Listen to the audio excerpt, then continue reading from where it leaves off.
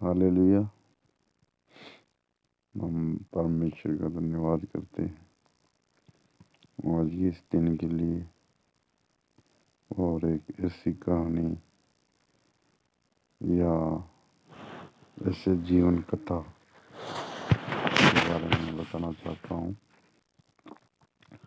जो मैंने मेरे ज़िंदगी में बहुत इस चीज़ को महसूस किया, समझा, देखा और कबूल किया। वो सारी बातें और आपको एक ऐसे इंसान के बारे में बताना चाहता हूँ जो इंसान जीरो लेवल से आज उसके परिवार, उसके ही बेटे करोड़ों का बिजनेस करते हैं। और एक ऐसा समय था जो मुझे याद है अच्छी तरह से, क्योंकि उनका मैं बड़ा बेटा होने के कारण बहुत सारी चीज़ें मैंने फील की है, देखी है, समझी है और जीवन में महसूस की है। और वो पर्सन और कोई नहीं, मेरा पिता श्री बिच्छूराम जी विश्व हैं, जिन्होंने अपने जीवन में बहुत बड़ा संघर्ष किया। आप एक कल्पना कीजिए, एक 12 साल का बच्चा होता है और उसका पिताजी चला जाता है और उसकी माँ है वो बूढ़ी है और कोई भाई नहीं है, तो सारी फैमिली की जिम्मेदारी बहुत ज़्यादा उसके ऊपर हो जाती है। सोच के देखिए, वो 12 साल का बच्चा कैसे अपना जीवन को चलाएगा। उसको ये भी मालूम नहीं है, 12 साल का बच्चे को क्या मालूम है मेरा पिता है नहीं है, और उस पर्सन को जीवन में क्या होगा ये आप कल्पना कर सकते हैं। अगर हम ये सोचें तो हमने कहानियाँ बहुत सारी देखी हैं, मगर सुनी भी हैं, मगर जो मेरे पिताजी हैं वो मेरे ज़िंदगी के लिए मिसाल हैं। उन्होंने अपने जीवन में बहुत सारी चीज़ें देखी। बहुत 12 साल की जब उनकी उम्र थी तब उनके पिता चले गए, और उस टाइम आज से 50 साल पहले, 40 साल पहले एक इंसान का जीवन कमाने के लिए कोई उनके पास साधन नहीं था। अगर बारिश होती तो उससे जो कुछ वो भी टाइम से बाने के लिए ऊँट चाहिए, बैल चाहिए। आज से 40 साल पहले, 50 साल पहले रोजगार नहीं था इतना। आज तो बहुत रोजगार है। आज का जो हम देखें और आज से 50 साल पहले की बात देखें तो रात और दिन का उसमें फ़र्क है। मगर मेरे पिताजी ने कभी हार नहीं मानी। मैंने जब मैं बड़ा हुआ उनको देखा तो वो अपनी मेहनत पर विश्वास रखते थे। कामयाब होएंगे नहीं होएंगे, सफल होएंगे नहीं होएंगे, ये कभी नए होने का ऑप्शन मैंने उनके जीवन से कभी नहीं देखा। जब मेरे पिताजी 1983 और 83 और 1983 और 84 के अंदर जब यहाँ पे अपना राजस्थान में, यहाँ हमारे गांव मिलाचड़सर में अकाल पड़ गया, और अकाल पड़ने की वजह से लोग हैं, जब अकाल पड़ता था तब लोग जाते थे हरियाणा और पंजाब, जहाँ नदियाँ होती है, जहाँ नहर होती है, वहाँ काम करने के लिए जाते थे। तो मेरे पिताजी और मेरे जो अंकल जी हैं, हमारे पिताजी के पिताजी हैं, दो भाई और हमारा पिताजी एक ही है, और दो सिस्टर है। और हमारे जो पिताजी के जो अंकल थे हमारे, यानी दादा, दो भाई थे तो दादा के 4 बेटे थे, और उनमें एक जो मेरा अंकल था वो परताराम जी अंकल जी के साथ, और रूपाराम जी इंदौरिया है हमारे यहाँ गांव में। अभी तो वो 100 बरस पूरा हो गया उनका जीवन, दुनिया को छोड़ के चले गए। और मैंने उनको हमेशा पिताजी के साथ देखा और हमेशा पिताजी के साथ रहते हमारे। और वो यहाँ से जब अकाल पड़ गया तो हरियाणा की साइड में चले गए। तो वो कहीं सड़क पे चल रहे थे और पीछे से एक ट्रक ने टक्कर मारी। तो वहाँ मेरे अंकल जो प्रताराम जी विशु है वो चल बसे, एक्सीडेंट में मौत हो गई। और मेरे पिताजी को वहाँ बड़ा अद्भुत तरीके से परमेश्वर ने बचाया और कोई भी चोट वहाँ में नहीं लगने दी। फिर जब वहाँ केस मुकदमा हुआ और केस मुकदमा होने के कारण पुलिस का और ये सब चीज़ होनी थी तो मुकदमा हो गया। और जो सामने जिसने टक्कर मारी थी उसकी गलती थी, वो सरदार था। और 1984 में वो केस चालू हो गया। और मेरे पिताजी सच के लिए बहुत ही लड़ने वाले इंसान थे। सत्य चाहे कुछ भी हो जाए, वहाँ उनके पास कोई जानकारी नहीं थी, नॉलेज नहीं था। मगर 2 साल का कार्यकाल चौधरी चरण सिंह प्रधानमंत्री थे। पिताजी को उनसे मिलने के लिए मौका मिला और वहाँ से पिताजी ने सुपारिश ली। सुपारिश के मतलब संयोग मिला, हम ये कहें संयोग मिला। और उन्होंने वहाँ हेल्प की तो ये मुकदमा शुरू हो गया और ये दिल्ली में कोर्ट में केस चलने लग गया। तो पिताजी जब दिल्ली गए तो वहाँ 30 हजारी में पास कोर्ट है। तो वहाँ एक प्रभु यीशु मसीह का चर्च है, तो रात को रहने के लिए। और पिताजी हमेशा धार्मिक चीज़ पर बहुत भरोसा करते हैं।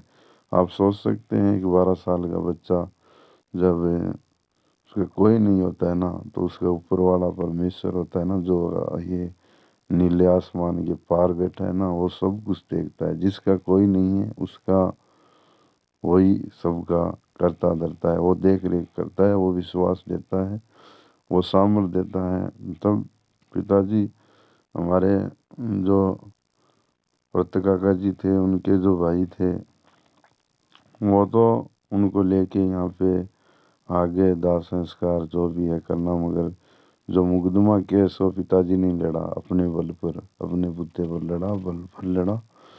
तो वहाँ पर आपको पता है 1984 30 में पैसे कितने लगते हैं, पैसे थे नहीं, कंडीशन तो आपको पता ही है, उस टाइम पैसे वो नहीं होते थे। फिर भी इन्होंने मुकदमा लड़ा, चौधरी चरण सिंह से मिले, उनके लोगों ने उनको सहयोग दिया और वो मुकदमा चला। और फिर जब जाते थे तारीख, तो वहाँ जो चर्च था यीशु मसीह का, जहाँ लोग प्रार्थना करने वाले लोग थे, तो वहाँ एक पास्टर था। जब मेरा वहाँ जन्म नहीं हुआ था उस टाइम प्रभु के परमेश्वर के दास ने वहाँ पर पिताजी के लिए प्रार्थना की।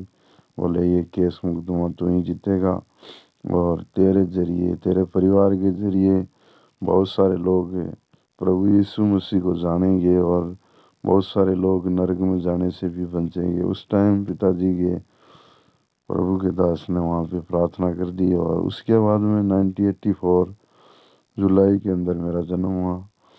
और जन्म होने के बाद में जब दिन महीने बीतते गए और उसके बाद में कैसे भी हम भाई, हमारा जो फैमिली थी, हमारे फैमिली हम बढ़ती गई। और उस टाइम यहाँ आमदनी कुछ होती नहीं थी, मगर प्रभु की कृपा से पिताजी ने वहाँ केस जीता। और 1984 में जब पिताजी केस ये लड़े, तब एक ईसा व्यापारी नाम का एक बंदा था जो हमेशा दिल्ली आना जाना, तो उसी के साथ पिताजी जाते थे आते थे। और ये कैसे भी करके प्रभु ने केस जीता है। तो वहाँ पर उन्होंने केस जब जीता तो जो भी उसका जुर्माना होता है, जो भी उसको देना होता है, तो वहाँ पर कुछ पिताजी को मिला भी। मगर वहाँ का जो सामने वाला पर्सन जब हार गया तो उसका कुछ ज़मीन था, पता नहीं, पिताजी बताते कभी कभी कि वो ज़मीन उन्होंने दी पिताजी को। और पिताजी को कभी पैसे का लालच नहीं था वो कभी अपनी सत्य की राह पर चलने वाले इंसान थे। तो वहाँ कोई भी ज़मीन के लिए उन्होंने दिया पिताजी को, मगर उन्होंने कभी उस ज़मीन को अपना नहीं बनाया। आज भी वो रजिस्टर पिताजी के नाम है, मगर उन्होंने उस चीज़ को छोड़ दिया। फिर हम धीरे धीरे हम बड़े हो गए। बड़े होने के बाद में और मेरा जो जन्म था वो एक अलग ही जन्म था, क्योंकि मैं जन्म से होंठ कटा हुआ था। और इस वजह से मुझे जब मैं स्कूल में जाता बहुत सारे लोग पढ़े चिढ़ाते थे। बहुत सारे लोग मेरे बारे में बहुत सारी मजाकियाँ करते थे। बच्चे लोग, आपको पता ही है, बच्चों जैसे बच्चों का अपना एक ज़िंदगी अलग ही होता है। बच्चों का एक लाइफ स्टाइल अलग ही होता है। बच्चों की जो ज़िंदगी है, कहानी है, वो सब चीज़ अलग है, क्योंकि बच्चे तो बच्चे हैं ना। तो मैं भी बहुत गुस्सा होता था उस टाइम कि मैं ऐसे कैसे हो गया। जिस भी परमेश्वर ने मुझे ऐसे कैसे बना दिया, होठ कटा हुआ, ये बहुत मजाकें होती थी। और पढ़ने लिखने में होशियार था, पढ़ता था बहुत अच्छी तरह से और अच्छे मार्क्स नंबर भी लेके आता था। तो ये सब चीज़, क्योंकि बड़ा होने के नाते हम जिम्मेदारियां जब बढ़ने लगी और हालात के घर के गरीबी से हम गरीब थे, बिल्कुल कुछ भी नहीं था। और मुझे याद आता है कि जब यहाँ बारिश होती थी तभी हमें जो धान हो गया, वरना कुछ नहीं। तो और कोई काम करने का था नहीं। तो हम बड़े हो गए। फिर यहाँ धीरे धीरे ट्यूबवेल शुरू होने हुए, ट्यूबवेल शुरू बनने शुरू हो गए। और मैं भी जब बड़ा हो गया और भाई जब छोटे थे, तो मुझे ये दिमाग में थी हमेशा, एक मेरा हमेशा एक सोच था कि मेरा खुद का काम करना है, कैसे भी करो। मुझे छोटे भाई हैं, इनको अच्छी तरह पढ़ाना है, लिखाना है, पिताजी के साथ सहयोग करना है, पिताजी को कोई तकलीफ न हो, उनको कभी परेशानी न हो। ऐसे मैं छोटा था तब सोचता था, और उसके अनुसार मैंने मेरे जीवन में जब आज मैं देखता हूँ मैंने वो किया। और उसके बाद जब हम 9th क्लास में थे तो हमारा दादी जी गुजर गया। दादी जी गुजरने के बाद में पिताजी अकेले हो गए, हम अकेले हो गए। और फिर 9th क्लास में मैंने स्कूल को छोड़ दिया, क्योंकि घर की हालात बहुत ख़राब थे, खाने पीने की प्रॉब्लम थी। हमारे यहाँ पद्मा राम जी सारण है मेरे अंकल, हम अंकल बोलते हैं उनको, और हमेशा पिताजी के साथ रहे। आज वो दुनिया में नहीं रहे। उनका ट्यूबवेल हुआ तो वहाँ हम काम करते थे, और जो भी कणक वगैरह मिलती थी उससे हम छोटे भाइयों को सबको पालते थे। बड़ा प्यार से बातें करते थे, उन्हें पढ़ाना लिखाना। मन में ऐसे ही सोचता कि इनको अच्छा पढ़ाएंगे लिखाएंगे। और मैं तो नहीं पढ़ सका, मगर इनको पढ़ाएंगे लिखाएंगे। मगर ऊपर वाले को, प्रभु को कोई और ही चीज़ मंजूर थी। फिर भी जो भी हो सका हमने किया। और 2000 में मेरा स्कूल, 1999 में 2000 में स्कूल छूट गया। पिताजी तो बोले तू पढ़ पढ़, मगर मेरा सोच ये था अगर मैं पढ़ूंगा तो मैं आगे कैसे, मतलब है परिवार को, वो छोटे भाई हैं इनको कैसे पढ़ाएंगे लिखाएंगे अगर मैं ही जिम्मेवारी नहीं संभालूंगा। तो ऐसे सोच के मैं, हमारे यहाँ हैं आज भी वो हमारे अंकल भाई साहब हैं, जो बड़े भाई साहब हमारे फैमिली से आते हैं। वो उस बाड़मेर साइड में पाकिस्तान का बॉर्डर में तारबंदी का काम करते थे। तो वहाँ हम तारबंदी का, मैंने बोला, बात की, मेरे पिताजी बोला नहीं पिताजी मैं काम करूँगा, मैं पढ़ना नहीं चाहता, छोटे भाई हैं इनका मेरा जिम्मेवारी है, इनको पढ़ाऊँगा। और मैंने 2000 में 99 में स्कूल छोड़ दी। 2000 में यहाँ से मैं निकल गया और उनके साथ बाड़मेर बॉर्डर में चला गया। वहाँ पर हम काम करते थे। वहाँ पाइपलाइन थी 15 दिन की, बाड़मेर में वो पूरी कर दी। पहली बार ज़िंदगी से घर से बाहर निकला। और वहाँ से जब मैं 15 दिन काम पूरे हो गए तो बहुत सारे गांव के लोग आ गए। मैं अकेला, रामेश्वर भाई जो हमारे भाई साहब हैं, उन्होंने बोला मैं गांव नहीं जाऊंगा, क्योंकि मैं आज गांव जाऊंगा तो मेरे भाइयों को कैसे पढ़ाऊंगा लिखाऊंगा, कैसे मैं आगे बड़ा आदमी बनूंगा, कैसे मैं इनको उन भाइयों को कभी कोई चीज़ की कमी नहीं होनी चाहिए। उनको खाने की, पीने की, पढ़ने में, लिखने में, हर किताब और जो भी ज़रूरत है उनकी पूरी होनी चाहिए। ये मैं सोच के मैंने रामेश्वर भाई को बोला, मैं कहा, रामेश्वर भाई मुझे नहीं जाना है। तो उन्होंने बोला एक आदमी है मेरे पास जो यहाँ तारबंदी का काम है ठेके का, तू वहाँ चला जा, काम कर, वो काम करते रहना और मैं उनसे बात करता हूँ। तो उसने वहाँ बात करवा दी और हम उस ठेकेदार के पास चले गए। मेरे गांव का एक बंदा मेरे साथ आया और दो बंदे आए मेरे साथ। एक का नाम तो मैं भूल गया हूँ, एक का नाम नौरंग था। तो हम वहाँ चले गए। वहाँ पाकिस्तान का सेम बॉर्डर, मैंने पहली बार पाकिस्तान के बॉर्डर को देखा। काले काले कपड़े पहने हुए वहाँ के फौजी लोग। तो वहाँ हम काम करने लग गए। फिर गांव से काफ़ी लोग और भी आ गए। तो वहाँ फिर हम रहने लग गए। मैं पहली बार घर से निकला और 6 महीना जब वो काम पूरा हो गया तब मैं घर से बाहर आया। मैं घर वापस आया, घर मिलने के लिए। वहाँ से मैं निकल गया, बाहर आ गया। और ये भी 2000 की बात है, 2000 7वां महीना 8वां महीने के लगभग है। 2000 के लास्ट में कुछ ऐसे, 2001 में ऐसे कुछ बात है। ये पूरा तारीख मुझे याद नहीं है, मगर 2001 एक या 2002, एक दो तो नहीं है, 2000 ऐसे। तो वहाँ से जब हम घर पे आए तो मेरे को मम्मी पापा उस टाइम फ़ोन वगैरह कुछ नहीं होते थे।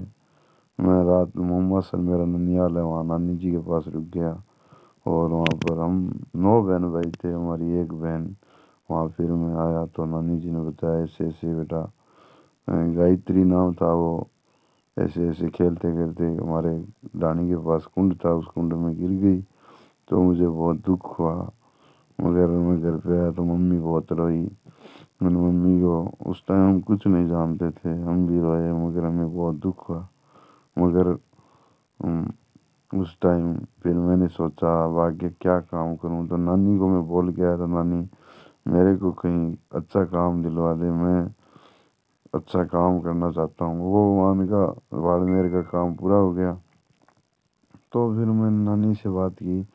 तो नानी ने, जो नानी जिस बनियों के पास काम करती थी, उनके पास रहती थी, उनका काम था जयपुर में। तो फिर मैं वहाँ चला गया जयपुर।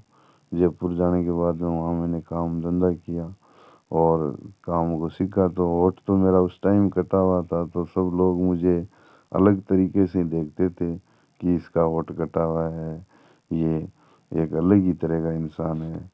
तो हमारे जीवन में जब मेरा होठ कटा मुझे लोग चिढ़ाते थे, मुझे बहुत गुस्सा होता था, सच बोलता हूँ, बहुत दुख होता था। मगर जब मैं आगे बताऊंगा कैसे मैं आगे प्रभु में आ गया और कैसे मेरा ज़िंदगी बदल गया, क्योंकि वो मैंने बता दिया। क्योंकि पिताजी 1983 और 4 में जब परमेश्वर के दास ने वहाँ दिल्ली में चर्च में प्रार्थना कर दी, तेरे परिवार में एक बंदा ऐसे आने वाला है जो परमेश्वर का, यीशु मसीह का नाम को फैलाएगा उस इलाके में। तो ये तो आज मुझे इस बारे में पता है, उस टाइम मुझे इस बारे में कुछ नहीं मालूम था। तो होठ कटा हुआ था तो लोग बहुत चिढ़ाते थे। मैं बोलता था हे भगवान, तूने मुझे ऐसा क्यों बना दिया, ये कैसे हो गया। मगर मेरा जिम्मेवारी थी, छोटे भाई है, जो भी है होठ कटा है तो कटे रहने दो। मेरा जिम्मेवारी है छोटे भाइयों को पढ़ाना है, लिखाना है, उनको बड़ा आदमी बनाना है। मैं तो नहीं पढ़ सका, मैं तो नहीं लिख सका, मगर उनको बड़ा बनाना है ताकि वो लोग अच्छी तरह से बड़े लोग होकर अपना ज़िंदगी अच्छी तरह जी सकें, मेरी तरह उनको इधर उधर भटकना न पड़े, ऐसा मेरा सोच था। तो फिर नानी ने वाणियों से बात की तो वाणी बोले ठीक है, हम इस बिरबल, मेरा नाम जैसे घर वाले सब बिरबल बोलते हैं, वैसे नाम तो पूर्णानंद है। मगर बोले इसको हम लेके जाएंगे, वहाँ सिखाएंगे काम। तो फिर 2002 में पिताजी और मेरा जो छोटा भाई है कान्हा, वो भी मेरे साथ गया और हम दोनों वहाँ सब काम करने गए। पहली बार हम पिताजी के साथ जयपुर पिताजी लेके गए, वहाँ छोड़कर पिताजी आ गए। तो वही होठ कटा हुआ था, लोग बहुत अजीब तरीके से देखते थे, बहुत अजीब तरीके से व्यवहार करते थे। मगर मुझे एक ही थी, अपने को अच्छा काम करना है, भाइयों को पढ़ाना लिखाना है, पिताजी को कोई परेशानी नहीं आए, ये मैं सोच सोच के बहुत चिंता करता था। तो वहाँ मैंने गया, वहाँ हैंडीक्राफ्ट लकड़ी का काम था, और लकड़ी को जो आइटम बनते थे उन आइटमों की पॉलिश करना, उनको पैकिंग करना, ऐसे काम था वाणियों का। तो वहाँ काम मैंने सीख लिया, और 1 डेढ़ महीने के अंदर अंदर मैं सीख के, मेरा बहुत सिखाते नहीं थे जो बड़े सीनियर वहाँ काम करते थे, बड़े बड़े जो पुराने लोग, सिखाना बहुत उनका कम मर्जी था, मगर फिर भी मेरा मन था उनको मैं कैसे भी करूं, मैं इस काम को सीखना है, काम सीख करके ये काम मेरे को खुद को लेना है। ऐसे मेरा था कि मेरे भाइयों को मैं अच्छी तरह पढ़ा सकूं, लिखा सकूं। तब मेरा जो छोटा भाई है वो कहना, उसने तो स्कूल पहले ही छोड़ दी थी, वो तो हमेशा पिताजी को साथ देता था खेती बाड़ी में, और मेरा ही काम था बाहर रहना। और जो हमसे 3 उम्र छोटा था भागीर थे, वो हम उसको हमेशा बोलते थे भाई तू पढ़ना है लिखना है, मगर वो भी फिर बड़ा हुआ, 8वीं में 9वीं में उसी ने स्कूल छोड़ दी। वो भी शायद ऐसे सोच के छोड़ दिया होगा, भैया अकेला काम कर रहा है, मैं भी काम करूँगा। क्योंकि हम जब सोचते हैं ना दूसरे के बारे में, तो दूसरा भी हमारे सारे बारे में सोचता है। वो शायद इसलिए मैंने उसको बहुत बोला वो तू पढ़ ले, मगर उसने बोला मुझे बताए बिना ही वो सीकर में हमारे बावरी होंगे, बावरी गोपाल बावरी नाम का एक भाई है, वो वहाँ काम करता था सीकर में, तो उसके साथ वो चला गया, स्कूल छोड़ दी उसने भी 9वीं में। तो वो भी वहाँ मशीनें सीख गया, काम करना सीख गया। तो फिर हम काम करने वाले बाहर दो हो गए, इसमें कि भागीरथ हो गया, मैं हो गया।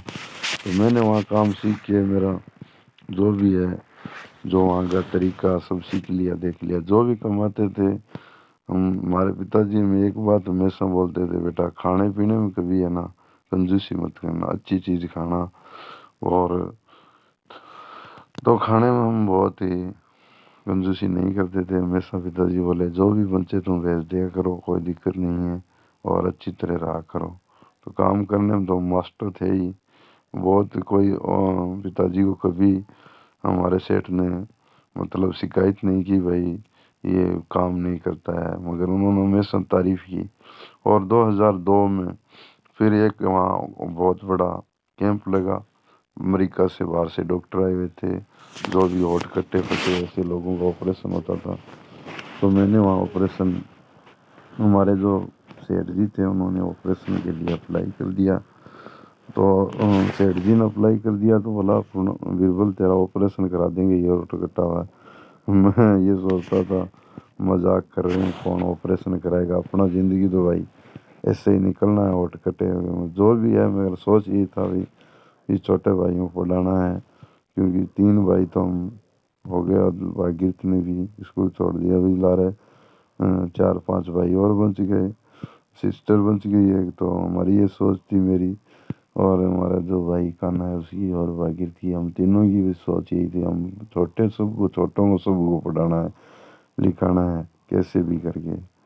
मगर फिर हम 2002 में जब मेरे को ये बोला कि तेरा ऑपरेशन हो जाएगा और तू भी एक नॉर्मल आदमी हो जाएगा, तो ये मैं सोचा चलो लोग चिढ़ाएंगे तो नहीं, फिर अपना वोट सही हो जाएगा। तो ऐसे समाज में चलता था भाई वोट कटा हुआ है, इसकी शादी कौन करेगा, इसको लड़की कौन देगा। तो ये बात हमेशा मेरा जो बात होती थी, तो हमेशा लोग चिढ़ाते थे। तो मैं सोचता ही था भाई कौन शादी करे, लड़की कौन देगा, ठीक है अपने जो है वो बाबा जी बन जाएंगे, जो भी है वो जो भी है वैसे हम करेंगे, कोई दिक्कत नहीं। मगर ऑपरेशन के लिए बोला तो मुझे बहुत खुशी हुई। फिर पिताजी को हमने फ़ोन किया, और हम जब फ़ोन कर दिया तो पिताजी भी आ गए। मगर जब वोट कटा हुआ था तो मेरा जो छोटा भाई है कान्हा, तो उसको हमारे एक अभी रिश्ते की बात आ गई, तो मैं बता ही देता हूँ कि हमारे जो बड़े पिताजी, ये जो हमारे दादाजी थे, दादाजी के जो छोटे भाई हैं हमारे राउत, उनके जो बेटे रावता राम जी, और उनका जो बेटा है गोविंदा राम जी, और उनके जो गोविंद भाई हमारा जो बड़ा भाई है वो, उनकी जो 2 3 सालियाँ थी, साली थी, और वो सिर्फ इसलिए वो रिश्ता नहीं हो पाया कि मेरा वोट कटा हुआ है, और इसलिए वो कैंसिल हो गया। और मेरा जो छोटे भाई हैं देने के लिए तैयार थे, मगर पिताजी ने मना कर दिया, बोले नहीं हम तो अगर बड़े वाले को नहीं दे रहा है, तो उस टाइम मेरा वोट कटा हुआ था, तो पिताजी ने मना करने की वजह से वो रिश्ता नहीं होया, कैंसिल हो गया। फिर जब 2002 में ऑपरेशन हो गया, ऑपरेशन होने के बाद डॉक्टर ने मुझे, तो उस टाइम मैंने तो मेरा काम खुद का ले रखा था, तो छोटा भाई संयोग करने के लिए निकल चलाया खाना, खाने ने बहुत वहाँ साथ दिया। और एक मेरा वहाँ एक और दोस्त मिल गया मेरे को, आज भी है, वो मेरा धर्म भाई है। जब मैं वहाँ काम कर रहा था तो आया था, मैंने उसको सिखाया, आज भी हम दोनों एक साथ काम करना सीखे, और एक साथ वहाँ बहुत दिन काम किया, हमें बहुत एक साथ रहे। अरमान उसका नाम है, तो वो उसका मुझे बहुत सहयोग मिला, और हम वहीं रहते थे एक साथ वहाँ। जब 2002 में मेरा ऑपरेशन सक्सेसफुल हो गया, तो मैं गांव आया, तो एक अलग ज़िंदगी था, एक अलग लाइफ थी 2002 में। फिर हम 3-4 में वहाँ काम किया, और 2006 में जब हमारा उस सेट के साथ हमारा कुछ अनबन हो गया, तो हमने वहाँ से काम छोड़ा। छोड़ने के बाद हम गांव आ गए, तो गांव में छोटा भाई कान्हा ने, इन्होंने सब पिताजी ने मिल के ट्यूबवेल बनाने की योजना बना ली, तो इसके लिए सहयोग दिया, ट्यूबवेल का सहयोग दिया, ट्यूबवेल बनाने के लिए हमारी हेल्प करी। और ये ओमकार भैया जो मूल भैया है, जो फैमिली के, परिवार के, समाज के लोग, उन सब लोगों ने, हमारे पास पैसे नहीं थे, उन्होंने बोला कोई बात नहीं है, हम सब सहयोग करेंगे। और 94 मारवाड़ी में ही बोला, 94 कौन जाना पड़े काम कूम, आपको घर को काम जी जन से करबो कृषि। इन हिसाब ट्यूबवेल बन गयो खेत में, और सब संयोग से अच्छा पानी भी आ गया, और बहुत अच्छा तो बन गया, ठीक ठाक चलने वाला आ गया। फिर इस प्रकार सब लोगों ने संयोग की वजह ट्यूबवेल हो गया। तब पहली बार मूंगफली बाई गई 2006 में, जुलाई में जब मूंगफली बाई गई। और हमारे पिताजी जो शुरू से रेडियो के शौकीन थे, अभी तो भाई 4G आ गया, टू क्या क्या आ गया, अभी तो टीवी का, रेडियो का, टीवी का ही ज़माना गया, रेडियो का ज़माना तो अभी कोई मतलब ही नहीं है। तो हमारे पिताजी तो हमेशा रेडियो रखते थे, और रेडियो एक दिन हम जब काम करते थे साथ में, तो पता ही है आपको, झगड़ा झगड़ा तो होगा ही होगा भाइयों के अंदर, आपसी में छोटी मोटी बातें होंगी, और मैं हर बात को बहुत सीरियस लेता था, क्योंकि मेरे को कोई कुछ बोल दे वो सीरियस हो जाता था। तो एक दिन बहुत हम आपसी में और समाज में इधर उधर जाते थे, बातचीत करते थे, तो बहुत सारे लोग बोलते थे इनका बाप तो बाबा जियों के साथ रहता है, इनका बाप तो ऐसा है, बहुत सारा, इनका शादी कहाँ से होगा, ये सब ऐसे ही कुंवारे मरेंगे सारे के सारे। बहुत सारे लोग ताना देते थे, बहुत सारे लोग मजाक उड़ाते थे, तो बहुत गुस्सा होता था। मगर 2004 में बोले, बहुत सारे ताना सुन सुन के यार इतना माइंड अपसेट हो जाता था। जब हम व्हाट्सएप में भी देखते हैं, बहुत सारे लोग मूड ऑफ है ऐसे लिख देते हैं, आजकल तो व्हाट्सएप आ गया सबको बताने के लिए, सही है भाई ये मूड ऑफ है, मूड सही है। मगर उस टाइम किसी को बताने के पास कोई जरिया नहीं था, सोशल मीडिया नहीं थी, ये व्हाट्सएप फेसबुक कुछ नहीं था, यूट्यूब कुछ नहीं था। मगर आज के ज़माने में ये सब चीज़ उपलब्ध है। तो फिर इस प्रकार जब एक दिन क्या हुआ, पिताजी में से खबर सुनना है, तो मैं भी मूंगफली के अंदर कचरा उखाड़ रहा था, तो रेडियो लेके चला गया।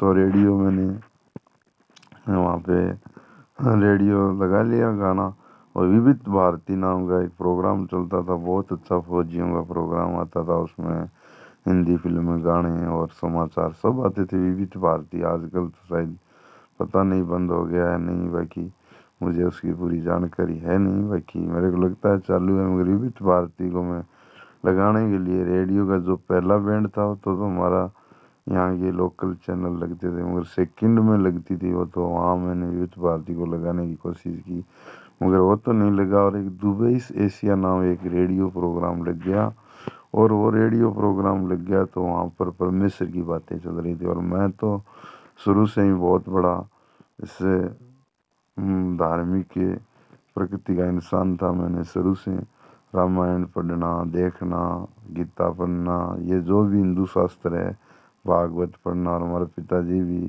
साधु संतों के साथ रहते तो मुझे बहुत लगाव था। और मैं अगरबत्ती खाना ये सब करना बहुत, मगर मुझे एक हमेशा संतुष्टि रहती थी। इन सब को मैंने कर करके देखा, मगर असंतुष्टि थी ये। जब मैं उनके जीवन को देखता, जब मैंने सती अनुसुईया के बारे में सुना, तो मुझे बहुत असंतुष्टि। ब्रह्मा विष्णु महेश 6 महीनों का बालक कर दिया। तो मैंने सोचा वो सत्य कुछ और है, ये तो है, मगर इनके ऊपर भी कोई और है, परमेश्वर कोई और पिता है। तो पिता परमेश्वर के बारे में थोड़ा थोड़ा हम हर भागवत में इनमें सब देखते हैं। तो मैंने हमेशा उनका मैं आराधना करता था।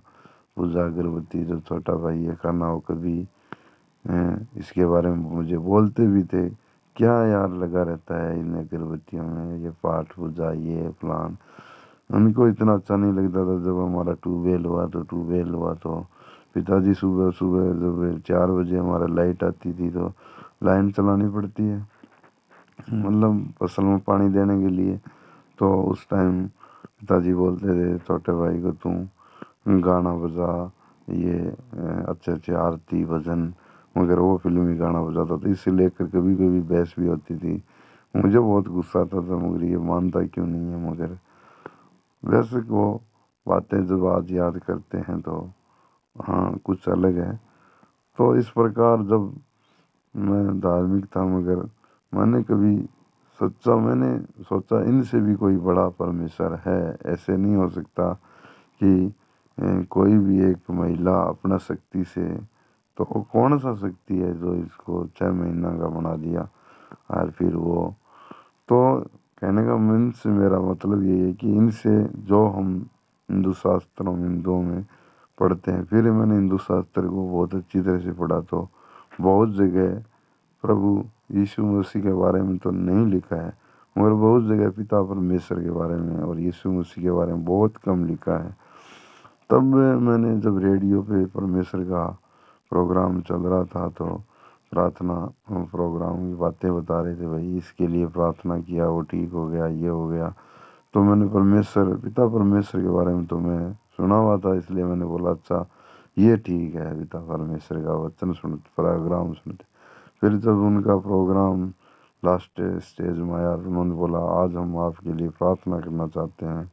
जो भी कोई दिक्कत है, परेशानी है, आप रेडियो पे हाथ रखो और आज आप मांगो परमेश्वर से कि आपको आज मिलेगा। तो मैंने बोला यार ये क्या है जो हम रेडियो पे याद रखेंगे और मांगेंगे तो मिलेगा। मैं सच बोलता हूँ, उस टाइम मेरे बहुत टेंशन में था, और इतना टेंशन था तो कभी कभी ऐसे सोचता मेरा आत्महत्या कर लूँ, ख़त्म कर जाऊँ। जब घर में लड़ाई झगड़े होते थे तो बहुत बहसबाजी होती थी घर में, तो बहुत तो मैंने उस टाइम हाथ रखा उस रेडियो पर, और रीना सिस्टर थी, और उन्होंने बोला आज हम प्रेयर करते हैं, आपकी सारी इच्छा प्रॉब्लम दूर होगी और इच्छा भी पूरी होगी। तो मैंने प्रभु से प्रार्थना की, और उस टाइम मुझे जो वहाँ रेडियो पे वचन चल रहा था परमेश्वर, वो था दोष मत लगाओ ताकि तुम पर भी दोष ना लगाया जाए। तो मैंने उस टाइम उन रेडियो पे हाथ रख दिया, और उन्होंने बोला हम प्रार्थना करते हैं, और जो आपकी इच्छा है वो आप अपने मन में प्रभु को बोल दो। तो मेरी जो इच्छा थी, पहला तो लड़ाई झगड़ा दूर हो, और फिर मेरे दिमाग में था ये लोग कह रहे हैं ना इनकी शादी नहीं होगी, इनका कुछ नहीं होने वाला है। तो मैंने कहा प्रभु अगर तू सच्चा है तो हमारा रिश्ता होना चाहिए, शादी होनी चाहिए, और इन लोगों को मुंह तोड़ जवाब देना चाहिए परमेश्वर। अगर तू वास्तव में सच्चा है तो ये चीज़ कर। और जो भी बातें थी, और उस टाइम मैंने प्रभु के सामने रख दी, और लास्ट में उन्होंने बोला आमीन। तो मैंने बोला आमीन आमीन। तो उस टाइम बहन ने बोला आमीन का शब्द बोलते ही मेरे दिमाग में थोड़ा घंटी बजा। मैंने सोचा आमीन तो मुसलमान बोलते हैं, ये कहीं मुसलमान तो नहीं है। वैसे आज मैं तो आमीन बिल्कुल बोल देता हूँ। तो सिस्टर ने उसका अर्थ भी बताया उस टाइम में कि आमीन का मतलब होता है ऐसे ही हो, ये उर्दू शब्द है, और हम इसको हिंदी में ऐसे ही बोलते हैं, और इंग्लिश में जाएंगे तो तास्त बोलते हैं। तो वहाँ पर वो लोग समझाते हो ठीक ठीक सही है, तो ये परमेश्वर का लोग है। तो इस प्रकार मैंने पहली बार प्रभु यीशु मसीह का प्रार्थना सुना। और आप अगर थोड़ा दिमाग लगाएं तो ये शुरुआत कहाँ से हुआ? ये शुरुआत 1983 मेरे पिताजी से हुआ, जहाँ परमेश्वर के दास ने दुआ कर दी, तेरा घराना, तेरा बच्चे लोग वहाँ तेरे इलाके में यीशु मसीह की गवाही देंगे, यीशु मसीह के नाम से खड़े हो जाएंगे। आज मैं गर्व के साथ कह सकता हूँ कि मेरा घराना प्रभु की महिमा करता है, आत्मा और सच्चाई से प्रार्थना करता है। और इस प्रकार उस टाइम जब मैंने दुआ मांग ली शादी के लिए, तो और अमन चैन घर में शांति के लिए, फिर प्रार्थना करते ही 7 दिन के बाद में हमारा रिश्ता फाइनल हो गया। फिर वहाँ से मैं निकला और दिल्ली चला गया। मैंने कहा नहीं, मुझे यहाँ नहीं रहना, यहाँ रहेंगे तो हम भाई अफसर में तू मैं करेंगे, लड़ेंगे झगड़ेंगे, ये अच्छा नहीं है। बाहर चलते हैं कहीं काम करने के लिए, जो भी मिलेगा। तो यहाँ हमारा पड़ोसी है, वो 1 खेत 2 खेत दूर है, केसरा राम गोदारा। उससे मैंने बात करी, बोला दिल्ली आ जा, यहाँ तेरा कहीं न कहीं काम लगा देंगे। वहाँ दिल्ली चला गया तो वहाँ तो रेडियो चलता नहीं, मेरे को तो बस वो रेडियो साथ रखना, ये वचन सुनना ना डेली, उससे सिवा मुझे कुछ अच्छा नहीं लगता। और इस प्रकार मैं फिर नया रेडियो लेके वहाँ दिल्ली गया, रेडियो लेके, मगर वहाँ रेडियो नहीं चलता था। वहाँ तो जिस सेठ को वहाँ नौकरी की 6 महीने, और वहाँ पर कपड़े का काम किया। और विदासर का सेठ था, वहाँ काम करते थे। रुपया तो 1500 2000 ऐसे ही देते थे। फिर वहाँ 6 महीने काम किया। 2007 की बात है ये, जहाँ युवराज सिंह ने 2007 में T20 वर्ल्ड कप शुरू हुआ। युवराज सिंह ने एक ही ओवर में 6 छक्के लगाए, जो मैंने मैच वहाँ दिल्ली में देखा था, गांधीनगर में। तो वहाँ से फिर हम गांव में आ गए, फिर 6 महीना काम किया। और जिन लोगों के साथ वहाँ रहा प्रभु के, मैं वतन मिलने को नहीं मिलता था। फिर मैं 7-8 महीने के बाद गाँव आ गया। आते ही यहाँ हमारा तारीख फाइनल था, तो रिश्ता शादी हो गया। शादी होने के बाद में मैंने वहाँ परमेश्वर का जो रेडियो है हमेशा, और मेरे पास कुछ नहीं था, न किताब थी, न कोई यहाँ कोई यीशु मसीह के जानकार था। मुझे लगता है यहाँ कोई यीशु मसीह का लोग है नहीं। फिर शादी हो गई। शादी होने के बाद मैं जोधपुर चला गया। जोधपुर जाने के बाद वहाँ पर जिस फैक्ट्री में काम करता था, वहाँ कोई मुनीम था। मैंने उनको बोला, यहाँ यीशु मसीह का कोई है क्या, चर्च वगैरह मंदिर वगैरह है क्या? उन्होंने मुझे एड्रेस दिया, तो मैं वहाँ पर गया चर्च में। पहली बार चर्च गया और ज़िंदगी का बहुत शांति को प्राप्त किया। और वहाँ से मैंने परमेश्वर का शास्त्र खरीदा। वहाँ संगत चलती थी, और फैक्ट्री इतवार की संगत में जाना, और प्रार्थना के बाद वापस काम करना। इस प्रकार मेरा वहाँ चलने लग गया।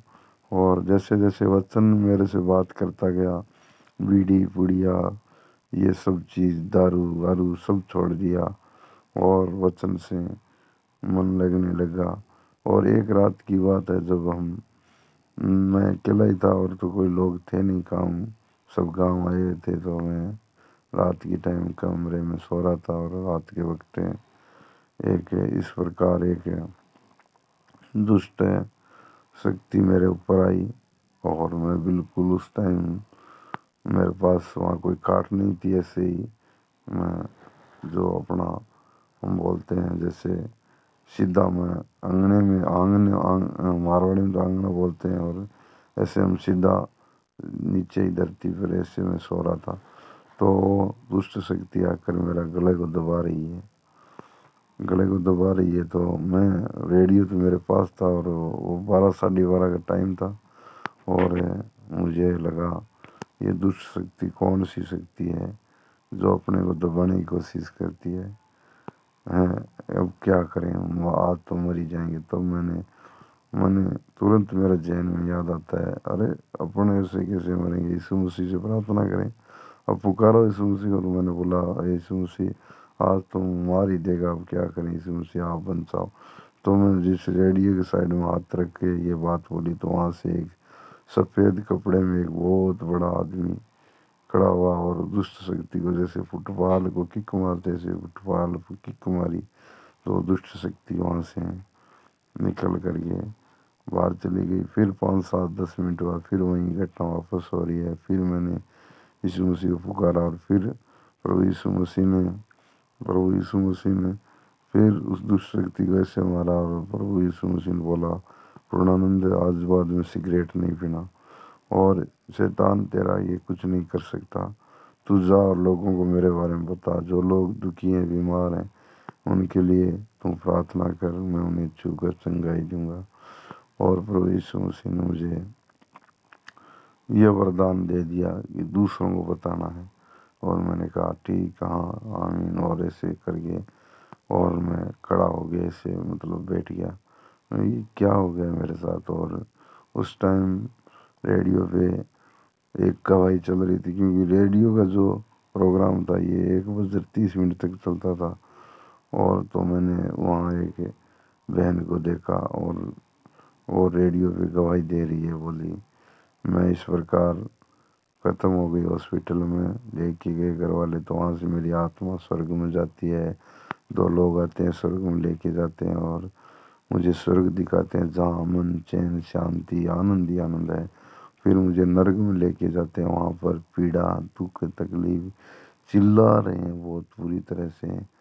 फिर उस बहन को बताते हैं, ये जो तू देख रही है ना, जा दुनिया के लोगों को बता, अगर तुम लोग नहीं सुधरे ना तो ये नरक तुम्हारे लिए पक्का है, और सुधर गए तो तुम्हारे लिए अनंत जीवन है। तो वो बहन बता रही है गवाही, तो मैं सुन रहा हूँ मैं। फिर बाहर बहुत बुरे बुरे कुत्ते भौंक रहे हैं, बुरी हालत है। तो मैंने सोचा, प्रभु ये क्या हो रहा है, मुझे कुछ मालूम नहीं। मुझे एक ही बात ध्यान, सिगरेट नहीं पीना। सुबह हम फैक्ट्री में काम करने गए तो सागले बंदे थे, आओ सिगरेट पीने चलें। तो मैंने बोला नहीं, मैं सिगरेट नहीं पी। बोले क्या हो गया तेरे को? मैं बोला नहीं, मेरे को यीशु मसीह ने बोला है। बोला है दिमाग खराब है तेरा, यीशु मसीह किसी को बोलता है? मैं कि सच में बोला है, मैं नहीं पीऊँगा। फिर मैंने सिगरेट नहीं पी। फिर मेरा साथ में एक काम करने वाला एक दोस्त था, कानाराम। तो कानाराम ने बोला अच्छा, तो बोला तो नहीं पिएगा? मैं कि नहीं पीऊँगा। तो हम वहाँ रहने लगे, फिर काम करने लगे। फिर वहाँ पर एक मिस्त्री था राजपूत परिवार का, तो उसके जीवन में पेट का दर्द का प्रॉब्लम था। मैंने बोला चल मैं तेरे लिए प्रार्थना करता हूँ, यीशु मसीह के नाम से चंगाई मिल जाएगी। बोले यार 8, 10 साल हो गए, अभी तक कोई चंगाई नहीं मिली, तू कैसे चंगाई मिला देगा? मैं बोला मैं नहीं करूँगा, यीशु मसीह करेंगे, पिता परमेश्वर करेंगे, यीशु के नाम से हम प्रार्थना करते हैं।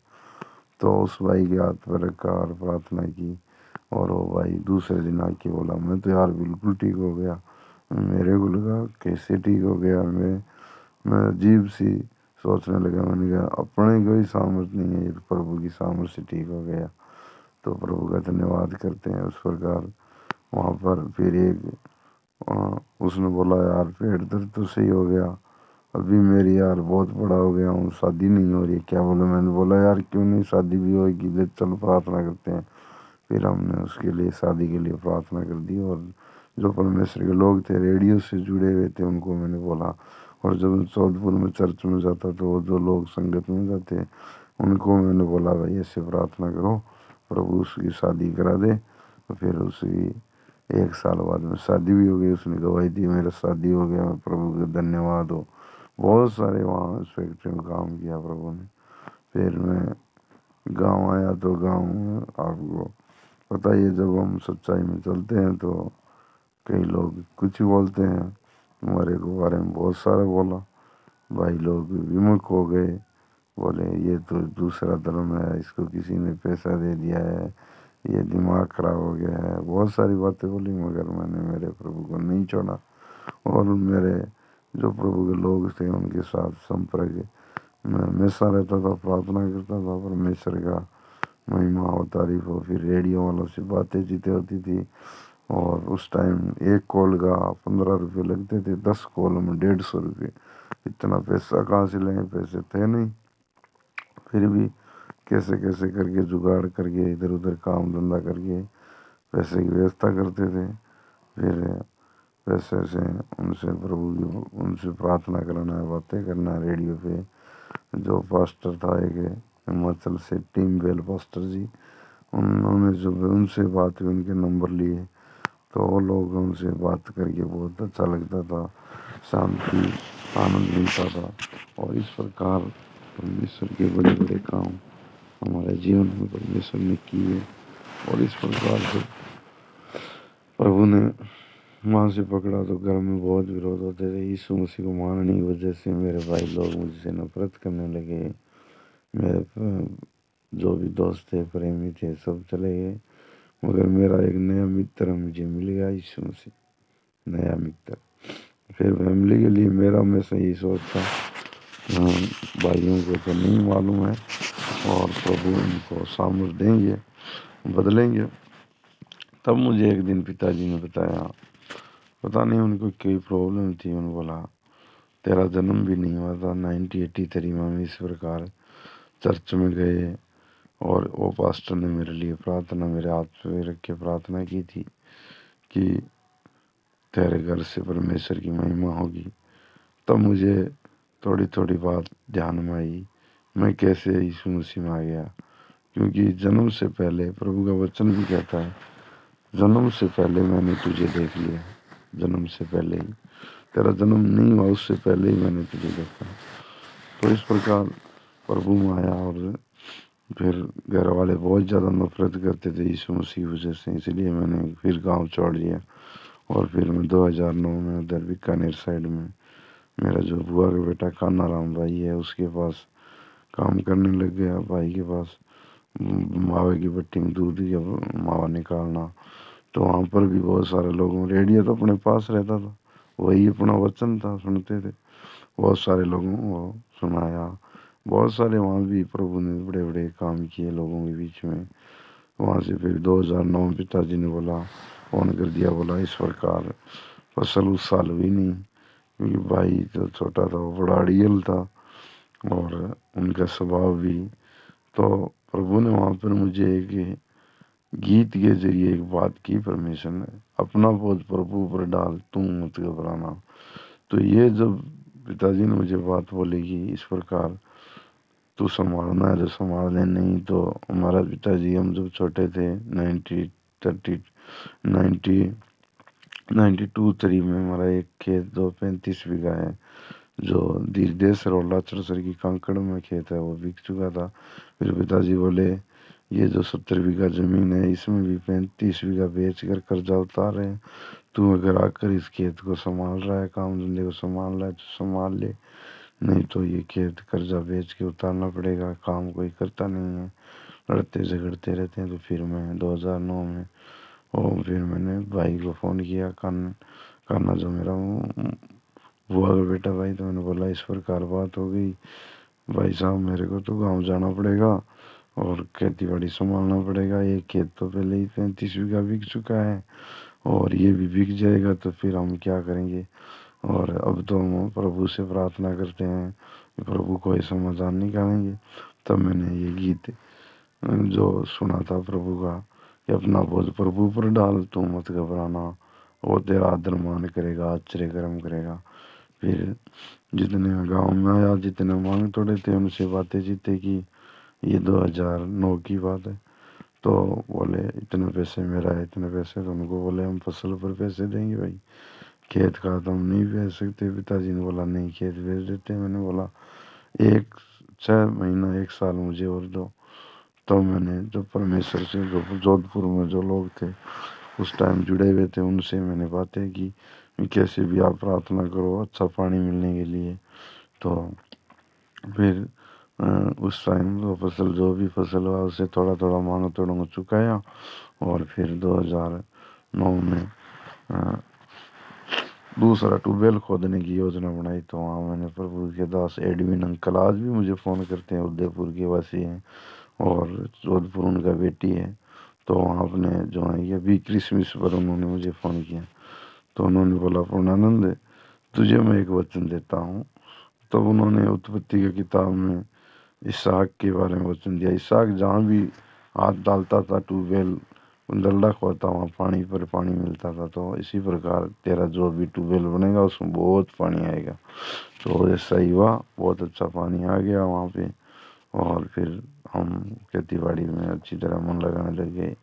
फिर जो छोटा भाई था दिलीप, और भागीर तो बाहर रहता ही था, वो मशीनों पर रहना है। दिलीप बोला मैं भी बाहर जाऊंगा। तो उसने फिर मैं तो प्रभु भरोसा रखते थे और मुझसे ज़्यादा बातें नहीं करते थे भाई लोग, क्योंकि प्रभु की वजह से वो मुझसे नफरत करते थे। आज भी मुझसे इतना दिल खोल कर बात नहीं करते, मगर मैं हमेशा उनके लिए प्रभु से अरदास करता था कि प्रभु इनको बुद्धि देना है, गलत रास्ते से बचाना है। उस टाइम 2009 में फिर आकर मैंने एक मेरे को बीकानेर में जब भाई कान्हा के पास वहाँ भट्टी पर काम करने गया, तब मुझे चर्च में एक रात दिन रहने के लिए वहाँ पर अगुवाई किया। वहाँ मुझे एक आंटी मिली, उसने बोला बातचीत हुई। फिर नौरंग जो मेरा भाई है नौरंग, उसके बारे में हम यहाँ गाँव में उसका पढ़ाई मन नहीं लगता था, क्योंकि हालात काफ़ी ख़राब थे, तो उसको भी बुरा लगता। मैंने उसको बोला मत टेंशन कर यार, अच्छा पढ़ लिख तू।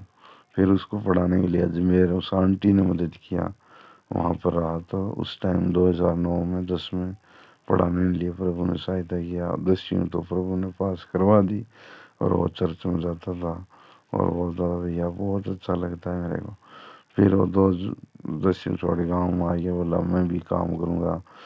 वो जो उससे बड़ा दिलीप है, उसने भी स्कूल छोड़ दिया, बोले हम भी काम करेंगे। मेरी 3 4 दिन को अच्छा पढ़ाई लिखा है, मगर इनका कोई प्रभु की कोई योजना अलग ही होती है। तब ये छोटा भाई दिलीप है, वो बाहर आसाम की साइड ट्रैक्टर लेके गया, वहाँ पर काम किया कुछ दिन। वहाँ से फिर वापस आ गए गाँव में, दुकान बनाई। 2013-14 की बात है। तो कैसे भी इधर उधर संयोग से दुकान बनाई, और फिर वागिर जो छोटा भाई है वो उसने बोला भैया हम यहाँ ही अपना लोरिंग मशीन लेते हैं। तो यहाँ पर जो गोपाल बावरी है, वो पहले उसको लेके गया, वही लोरिंग ले ली, तो उसके साथ मिल के लोरिंग सीख लिया। फिर वो पदम काका जो हमारे अंकल जी जो सबसे पहले ट्यूबवेल बना था, उसी ने ये जानकार था ताराचंद पायल, उसने पैसे की व्यवस्था करा के मशीन ले ली लोरिंग। एक लोरिंग की ले ली, दोनों भाई भाई चलाने लग गए। बाकी तो और नौरंग बोला नहीं मैं तो भैया बाहर जाऊंगा, गाड़ी चलाऊंगा, ट्रक चलाऊंगा। और मैंने बोला ट्रक कुछ नहीं चलाना है, तुम बागिर के साथ रहे और काम सीखो और अपना खुद का काम करो। मेरा शुरू से मेरा थिंकिंग यही था कि नौकरी नहीं करना है, काम खुद का करना है, चाहे थोड़ा हो चाहे ज़्यादा हो। तो ये मेरा शुरू से थिंकिंग। मैंने उन भाइयों को यही बोला तुम अपना काम करो, खुद का काम, नौकरी नहीं करना है। तो इस प्रकार दलीप दुकान बना ली। 2013-14 में दवाई की दुकान बना दी, और भाईगिर तो और दोनों लोरिंग चलाने सीख गए आराम। और मैं खेत का काम संभालने लग गया। तो ये भाई कान्हा 2-3 साल हमसे अलग रहा, पिताजी से लड़ चला गया। 2-3 साल नहीं आया घर पे। फिर ये घर पे आया तो मैंने दूसरे का ट्यूबवेल लगा लिया, ताकि हमें आपसी में लड़ाई झगड़ा न हो। और इस प्रकार 2009-10 में हम इस प्रकार हमारा बिजनेस का जो स्टार्टअप किया परमेश्वर ने। तो हमेशा जो प्रभु के लोग थे मुझसे बातें करना, मेरा भी उनके साथ संपर्क में रहना, यही हमारा काम था। इस प्रकार एक लोरिंग से 2 लोरिंग कर ली, 2 से 3 कर ली। और फिर भाई दिलीप ने बोला मेरे से अकेले दुकान हो नहीं रही है। फिर यहाँ उसने एक और दुकान बना ली, इलेक्ट्रॉनिक की सामान की दुकान। इलेक्ट्रॉनिक दुकान बना करके वहाँ हम दुकानदारी करने लग गए। दुकानदारी शुरू की, दुकानदारी में अच्छा आमदनी होने लग गया। फिर 1 दुकान ही 2 दुकान, धीरे धीरे काम धंधा आगे चलने लग गया प्रभु की दया से।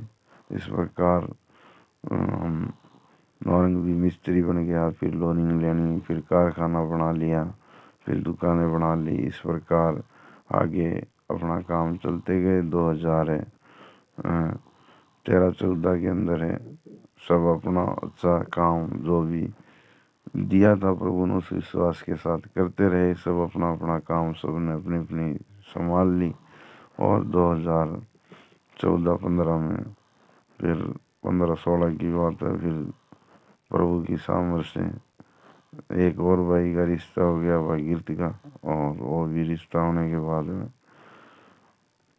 कुछ दिन बाद में हमारा भाइयों की आपसी में छोटा मोटा बात हो गया, जिससे हम दोनों भाइयों को अलग होना पड़ा और वो 5 भाई एक साथ रह गए।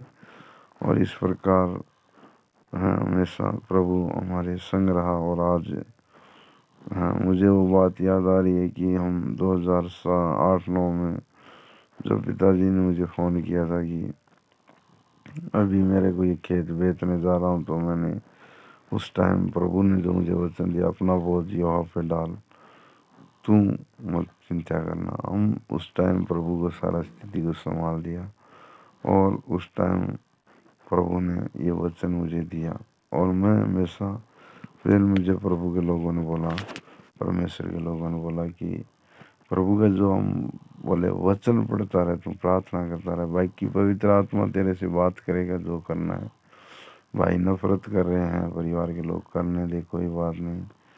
सब लोग विमुख थे, पत्नी भी साथ नहीं थी, सब लोग विमुख थे, मगर प्रभु को नहीं छोड़ा। फिर 2011 में जब पास्टर सन्नी से हमारी मुलाकात हुई, और हमारे जो रेडियो के पास्टर हैं टीम बेल जी, उन्होंने ये नंबर दिए उनको, वो मेरे घर पे आए। तो भाइयों ने काफ़ी विरोध किया, और मम्मी तो लट लेके उनके पीछे भागी, मगर कैसे भी करके प्रभु के दास मुझसे मिलने आए, और हमारा मिलना हुआ, चाय पानी पी। तब से 2011 से प्रभु के दास के साथ मिल करके खुदा उनकी तारीफ और हम सना करने के लिए 2011 से प्रभु ने काम किया। तो 2011 में जब प्रभु के दास से मिले, उन्होंने बोला प्रभु की सेवकाई के लिए तुझे परमेश्वर बोल रहा है, मुझे बता रहा है पवित्र आत्मा की तुझे प्रभु की सेवा करनी है। तो मेरे मन में यह था कि सेवा कैसे करेंगे, पैसे होना चाहिए, पत्नी तो अभी हमारे साथ नहीं दे रही है। अभी 2011 में एक प्रभु ने बेटा दे दिया है कि 1 जनवरी, तो फिर कैसे बच्चों को पढ़ाएंगे लिखाएंगे, सेवा कैसे होगी। और परमेश्वर का दास कह रहा है तुम सेवा करो, सेवा के लिए तो पैसे चाहिए, परिवार के लिए पैसे चाहिए, वो सब कैसे होंगे। इस प्रकार मैंने सोचा, पास्टर ने बोला ऐसे मत कर, तुझे करनी है सेवा प्रभु की, और तुझे पवित्र आत्मा इस्तेमाल करेगा। और इस प्रकार मैं दुकानदारी में रहता था, दुकान में साथ में भाई के साथ में, इसी प्रकार हम साथ में रहने लग गए और काम धंधा कर रहे थे। काम धंधा करते करते उसके बाद में जब 2013-14 में हम भाइयों में दिलीप के साथ हमारी कोई बात हो गई, तो फिर मुझे दुकान अलग करनी पड़ी यहाँ पास में गाँव वाणी धाम जाके। तो प्रभु के दास ने मुझे बोला तुम सेवकाई करना है, मगर मैंने सोचा अभी कोई साथ नहीं है, अच्छा बिजनेसमैन बनेंगे और ये दिखाएंगे। और सब भाई लोग मुझे ताना मारते थे, कौन यीशु है, कौन है वो, तो ऐसा है। कोई बोलता है गधे पे बैठने वाला है, वो क्या है, अंग्रेजों का है, विदेशियों का है, फलानियों, बहुत सारी बातें बोलते थे। मगर मैंने अपना जीवन प्रभु को दे दिया तो दे ही दिया, चाहे कुछ भी हो, या आर हो या पार हो, प्रभु ही सच्चा है और उसके सिवा कोई नहीं है। क्योंकि मैंने और सब का जो करना था वो सब मैंने कर लिया, और मेरे को मालूम हो गया कि इनसे भी बड़ा एक सामर्थी परमेश्वर है जो इन सब के ऊपर भी राज करता है। और ये बात मेरे दिलो दिमाग में प्रभु ने वो वरदान, ऐसा सामर्थी वरदान दे दिया कि मुझे कभी डिगा नहीं। फिर 2014-15 में जब दुकान कर ली, वहाँ वाणिज्य में दुकान करने के बाद में हम 2016 तक 17 तक से 17 के सितंबर में ज़िंदगी में कुछ अलग परमेश्वर का योजना था। तो 17 में एक मेरा दोस्त है शिवरतन भाई, उसके ज़रिए मुझे जयपुर काम करने के लिए, ज़्यादा पैसा कमाने के चक्कर में गया जयपुर। मगर वहाँ जाके ऐसा बुरा फंसा कि कर्जा इतना हो गया कि मैं कर्जे उतारने के लायक भी नहीं रहा, इतना कर्जा हो गया।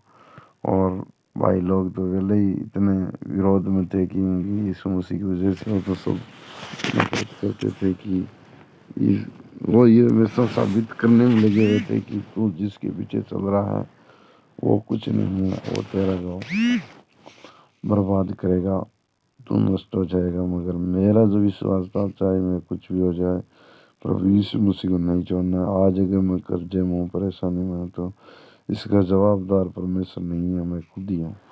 मैं अपने आप को 2017 में फिर हमने वहाँ पे 18 में 2017 वहाँ से मैंने फिर कुछ दिन काम करने के बाद में वहाँ से छोड़ दिया।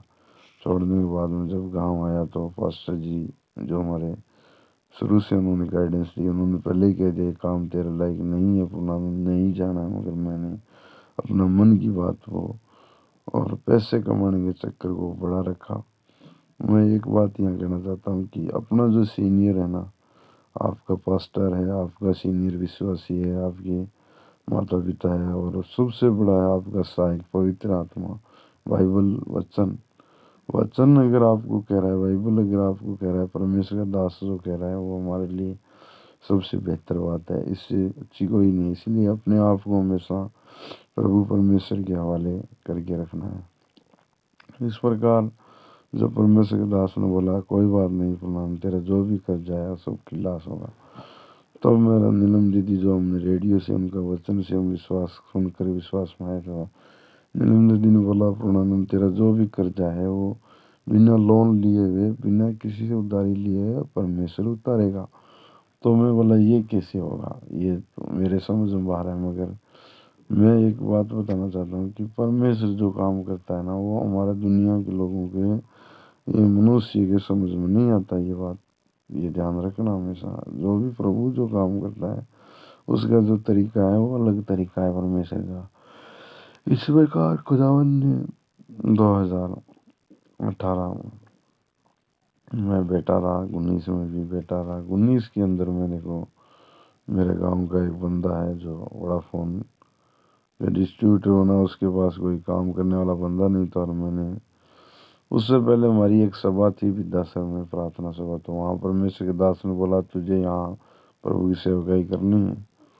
और हम जब मैंने बोला प्रभु जरूर, प्रभु के दास को मैंने बोला यस करेंगे। मैंने उस टाइम मैंने प्रभु से बोला प्रभु आज मेरा भाई सब कामयाब है, सब अच्छा काम कर रहे हैं, सब उनका अच्छा बिजनेस चल रहा है, प्रभु इसके लिए बहुत तेरा धन्यवाद है। मगर मैं तेरा होकर के ऐसे इतना पीछे कैसे रह गया। तू मुझे बदल, मेरे जीवन की जो कमियां घटियां हैं, कमजोरियां दूर कर। वो तो प्रभु तुझे नहीं जानते और तुझसे दूर है, मगर मैं तो तेरे पास रहता हूँ। तेरे पास रहकर ही मैं दूर क्यों, मैं तेरे पास होकर मैं इतना कमज़ोर क्यों, इतना मेरा बिजनेस नहीं चलता, मैं इतना मायूस क्यों, मैं पैसे क्यों नहीं कमा पा रहा हूँ, मैं कैसे मेरी ज़िंदगी में आगे बच्चों को पढ़ाऊँ, कैसे मैं ये कर्जे उतारूँ। प्रभु मुझे तो सामर्थ दे, उपवास रखने की शक्ति दे। और उस दिन से जो प्रभु से मैंने अपना उपवास लेके प्रार्थना शुरू की, और थोड़े दिन बाद में मुझे ये काम मिल गया वोडाफोन में। हम गाँव में जाना, दुकानों से पैसे लेके आना, और वो पैसे सारे देना है किसको, उसको डिस्ट्रीब्यूटर है, उसको बैंक के खाते में डालना। ऐसे चलता रहा 1 साल। फिर उसके ज़रिए से सीरीज का उसने कोई माल बनाया तो बोला ऐसे सप्लाई कर दो। फिर वहाँ से एसेसरीज सप्लाई करना शुरू कर दिया। शुरू करने के बाद में मैं वहाँ पर काम करना शुरू कर दिया। और करने के बाद में जब 1-2 महीने हुए, और जो मेरा सबसे ज़्यादा मुझे सहयोग देने वाले हैं सावर दादा, जो हमारे पंडित जी हैं, हमारे पिताजी के साथ रहे। आज हमारे भी जो भी हमें बिजनेस कर रहे हैं, जब भी पैसे की हेल्प होती है वो हमें हर टाइम बिना सोच के, विचार के, बिना पूछे किसी से ला के कैसे भी करो देते हैं।